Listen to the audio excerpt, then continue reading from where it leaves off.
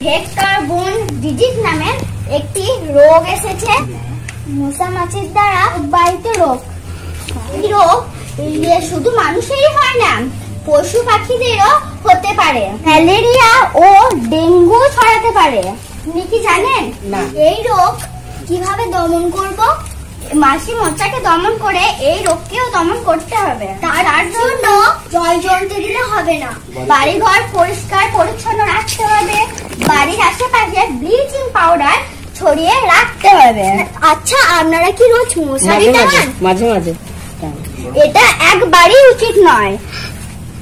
মশারি শুধু মশা থেকেও বাঁচায় না, সাপে বিচ্ছে থেকেও বাঁচায়। তাই আমাদের সাথে বলুন, একটি মশারি জীবনের জন্য খুব দরকার।